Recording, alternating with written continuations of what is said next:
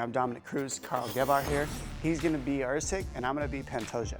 So now in this matchup, Pantoja, he is like a buzzsaw. He's extremely powerful with his hands and he knows, he just has a lot of confidence in his hands knowing if you touch me with a jab, the second my head whips back, it's okay, I'm gonna take it. And the second time you throw it, I'm gonna split it with this, with either an overhand over the top here and then follow it with a combination. Standing his ground and trading with Matchtel, who goes down. Right in the pocket. What a fight already. That's what I mean by a buzzsaw. But the key of what Pantoja's trying to do is just wait to get touched and counter and hit you harder, because he doesn't have a ton of footwork. Pantoja isn't like if you're moving around and hopping, he's not the guy to try to like chase you.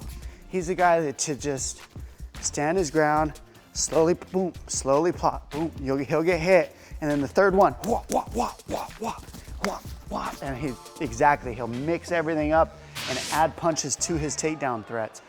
Oh, beautiful takedown by the champ. He's a good counter fighter when you touch him. A lot of guys, when you hit them, they just move back and have to reassess. Pantoja will eat 4 or 5 jabs until he finally just hits you harder and looks to get you back. Oh, he's down! He's down! That's going to be the finish! Pantoja ends it! Just like that. Wow! Holy smokes! Alexandre Pantoja with the knockout victory. And beyond that, the takedowns are so clutch.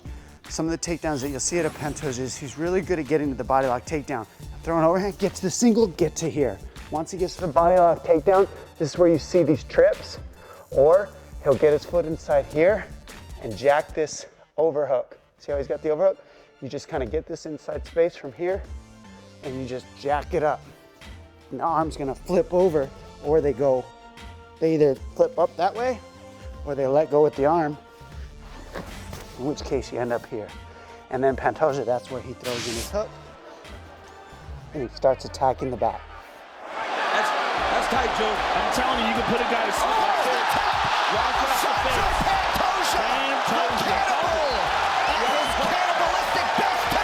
Now, who is Steve Erceg is probably one of the questions you all at home want to know, and the reason is because it's been such a fast track for him. He's beaten 3 guys in the UFC, but the outstanding victory that has gotten him to the top was knocking out Matt Schnell. In the pocket, that's where he's going to have this. That'll do it, the walk-off KO! Astro Boy Steve Erceg! You don't see a ton of powerful knockouts like that at 125 pounds. We need this fight right now to show not just how good Pantoja can be as a champion, but also, can there be new contenders? Erceg is that guy. He's long, he's lanky, he's got very good footwork. He pulls you into shots with his footwork. And on the other end, we got a Pantoja who's not a footwork guy. He's stationary, he's power, he plots, he heads you off. This makes for a fun fight. So one of the things about Erceg is he lines up this lead hand with the jab hand so that when you try to throw it, he can see where it's coming at all times. He's always watching that backhand and to stay out of the way. And then once he starts to see the timing on it, that's when he goes to land his own and he'll follow with the hook. But what makes Erceg so good is the way that he stays in the stance, keeps his hands up at all times, and when you start throwing, he stays composed. He moves, keeps his hands up, moves his feet really well, stays on the outside, and then he starts, once you unload, that's when he lands his jab, bam, and he snaps it. Nothing slow. And then once he starts connecting to the face, that's when you'll see his 2 down the middle, and it is a laser. That right hand comes fast, it reaches far, and it's very good technique. Nice hit! Cracking right from Erceg! What makes it good technique is when he throws his right hand, he sets up the lead foot with the jab, he steps in, and when the right hand throws, it comes out straight, and he doesn't drop and lean. There's no lean in his punches. It's not this. His punches balance, comes back, and then he goes weak side right after, and he just keeps the movement going. Little stumble there. Oh, there's a bigger stumble.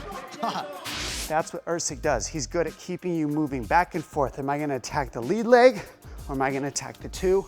And now you're leaning forward and leaning back, leaning forward and leaning back. You don't know where to go.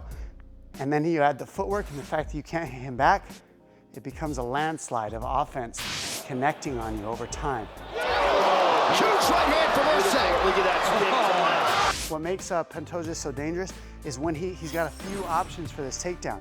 Let's say he gets to this single leg and he tries to dump it and doesn't get it, you keep your balance. Then he goes to this body lock and see how his knee's inside here. He keeps it inside and starts trying to twist. And when you start to lose that battle, you have to give the arm. There's what he wants. He drives you to the fence, throws a hook in, splits the wall, and he'll stay right here. And you know, the thing about Pantoja is if you give him this position, that means he's gonna go all the way and start threatening the choke right away. And Pantoja's being nasty trying to get this choke. He's ripping his face up. And then one of his other takedowns that he's very good at, that is underrated, he's got a good double leg. He just changes levels, gets to a double, drives, gets his takedown. And he can always explode on that takedown because it's very fast. So what it looks like in full movement is he's here, and then you just see him shoot. And he'll get his takedown, and this is where he's dangerous because Pantoja can stay here all day. And all he wants to do is keep this arm and your body here so that you can't turn towards him. Because if you can't turn towards him, that means you're turning away from him. And if you turn away from him, that's what he wants. Because now he can get his back mount here. And once Pantoja gets your back, that's all he wants. He gets to here, he'll gift wrap, keep this position. He's got an arm triangle here, many options. So he'll punch until you give him what he wants. Body triangle, choke.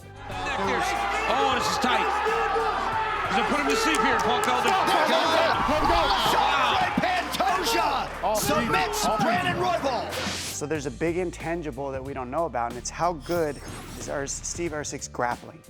We've seen him out-grapple people, and he's got a high level of grappling degree, but Pantoja, we've seen finish people, take the back. He's a nasty black belt that we've seen proven his offense. And can Erceg stop that grappling onslaught of Pantoja? The key is gonna be not to give his back.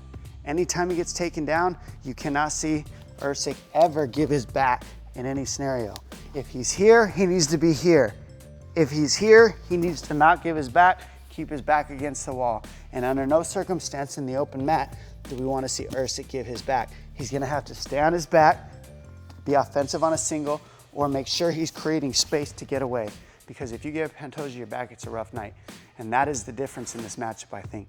Who can control the range? If Erceg can control the range with his footwork, that is a missing tangible. He's very good with his feet. He's very good at pulling, pushing, faking, and sticking that jab. So if he can keep Pantoja chasing him with his plodding stance and missing, every time Pantoja throws, he can make him miss, keep his hands up, and then start firing, check kick, and keep his own offense going, it's gonna be good. But he's gonna have to stay very defensive in the grappling, and he's gonna wanna keep his feet moving. And I think the key for Erceg is gonna be footwork, range, jab range, kick range all night. Stay at this range right here, Erceg's gonna have a good night. If it's in this range right here, where Pantoja can box him and wrestle him, it's gonna be Pantoja style night. And number one, who dictates the forward pressure is gonna be, I think, who wins this fight.